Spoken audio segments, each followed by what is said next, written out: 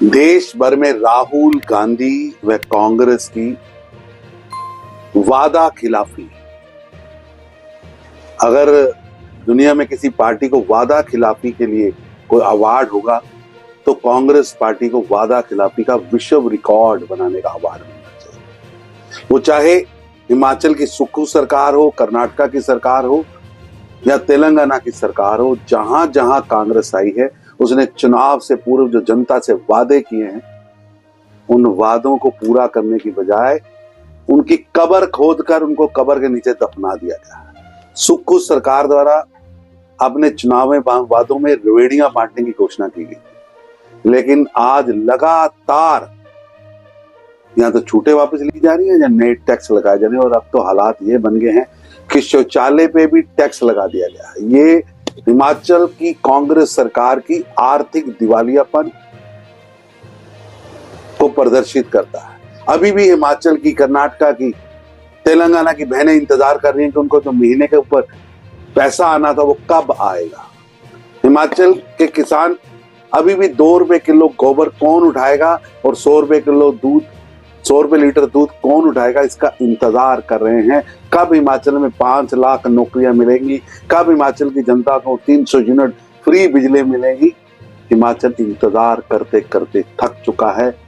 रियायतें तो छोड़िए, मिली हुई रियायतें भी वापिस हो रही हैं और उल्टा नए कर, नए टैक्स, नई बंदिशें लगाई जा रही हैं। हिमाचल की दुर्दशा पर जोली आड़कर वोट मांगने वाले गांधी परिवार के युवराज राहुल गांधी, प्रियंका वडेरा गांधी अब कहां हैं? क्यों नहीं जवाब दे रही? देश समझ रहा है कि वादा खिलाफी के बादशाह के रूप में आज कांग्रेस देश के अंदर खड़ी हुई है। झूठ भी इतना बड़ा बोलो कि जनता उन पर विश्वास करना ही भूल जाए। ये स्थिति आज वहां बनी। जी, 5 लैंग्वेज को जो अप्रूवल दिया है उसमें क्लासिकल अप्रूवल जो दिया है उसमें अब पॉलिटिकल रिएक्शन ये है कि जयराम रमेश कह रहे हैं हम तो काफी टाइम से बोल रहे थे, लेकिन मराठी को आपने अप्रूवल इसलिए दिया क्योंकि इलेक्शंस हैं। ममता बनर्जी कह रही है क्रेडिट हमें मिलना चाहिए। ये वॉर और क्रेडिट वॉर का प्रश्न नहीं है।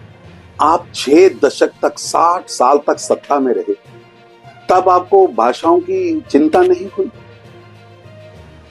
प्रधानमंत्री मोदी जी ने विरासत के साथ विकास को जोड़ा है, संस्कृति को, सभ्यता को पर्यटन का हिस्सा बनाया है। देश की तरक्की में देश की भाषाएं, देश की सोच आगे बढ़े, इस पर काम किया है। और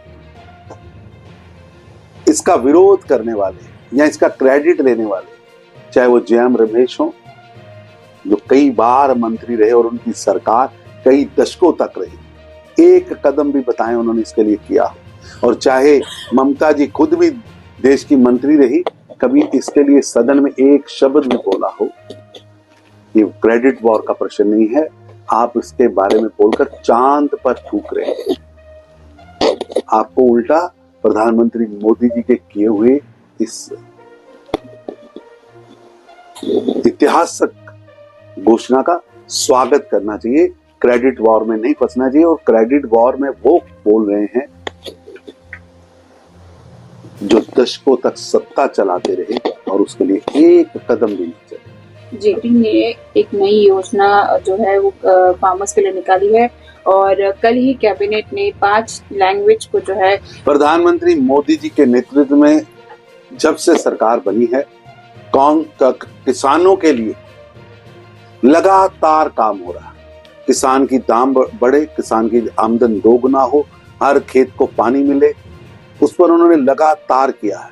प्रधानमंत्री फसल बीमा योजना हो, जहां प्रधानमंत्री सम्मान निधि के माध्यम से करोड़ों किसानों के जेब में, उनके बैंक अकाउंट में पैसा आ रहा है। और प्रधानमंत्री मोदी जी का किसानों के प्रति सेवा और समर्पण, जिसमें प्रधानमंत्री राष्ट्रीय कृषि विकास योजना और कृषि उन्नति योजना, ये एक ऐतिहासिक व सराहनीय कदम है। मैं इसका भरपूर स्वागत करता हूं। इस योजना के अंतर्गत 1 लाख करोड़ रुपए मंजूर किए गए हैं और इससे किसानों को मिलने वाले दामों से लेकर खेती की उत्पादक और गुणवत्ता की क्षमता को बढ़ाने के लिए एक पूरी योजना बनाई गई है। इससे गरीब किसान, महिला, युवा सबको फायदा होने वाला है और इससे किसानों को एम्पावरमेंट भी मिलेगी और प्रधानमंत्री मोदी जी का जो उन्होंने 4 जातियों को आगे बढ़ाने का लक्ष्य रखा है, इस स्कीम के माध्यम से उन 4 जातियों को यानी गरीब, युवा, किसान और महिला, इन 4 को आगे बढ़ाने का मौका इससे मिलने वाला है। जी ये है, कैसे देखते हैं 8 अक्टूबर को जो है रिजल्ट आएंगे? आज चुनाव लोकतंत्र का एक ऐतिहासिक पर्व है। हरियाणा की जनता को इस लोकतंत्र के महापर्व में बढ़ चढ़ कर हिस्सा लेना चाहिए और हरियाणा की जनता जानती है कि किस तरह कांग्रेस पार्टी ने लगातार वहां दलितों का दुर्व्यवहार किया, दलितों को अपमानित किया।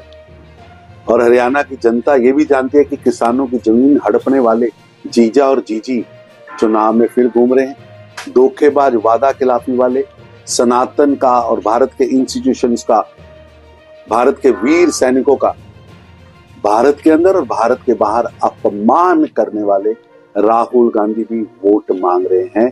इनसे पूछना पड़ेगा कि नौकरियां नीलाम करने वाली, योग्यता को दरनिर्कार कर धन के लालच में नौकरियां बांटने वाले, खर्ची व पर्ची की सरकार चलाने वाले लोग आज वोट मांग रहे हैं और जनता को ऐसे लोगों को हराकर एक बार फिर ईमानदार, शानदार, गरीब, किसान, युवा, महिला हित के लिए काम करने वाली श्री नरेंद्र मोदी जी के नेतृत्व की डबल इंजन की सरकार को चुनना चाहिए।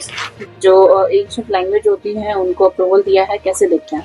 देश की 5 प्राचीन भाषाओं को शास्त्रीय भाषाओं की सूची में शामिल करना यह दर्शाता है कि किस तरह भारत की श्री नरेंद्र मोदी जी के नेतृत्व में चलने वाली सरकार देश की संस्कृति, सभ्यता और देश की भाषा की समृद्धता का संरक्षण कर रही है और इस विस्तार के तहत पूरी तरह लगातार वचनबद्धता के साथ भाषाओं के विकास, शोध, उनके बारे में जानकारी करने का ये एक बहुत बड़ा मौका दिया है। ये कदम भारत के नौजवानों को इन भाषाओं के क्षेत्र में आगे शोध करने और इस निर्णय के माध्यम से रोजगार के नए अवसर भी उत्पन्न होंगे।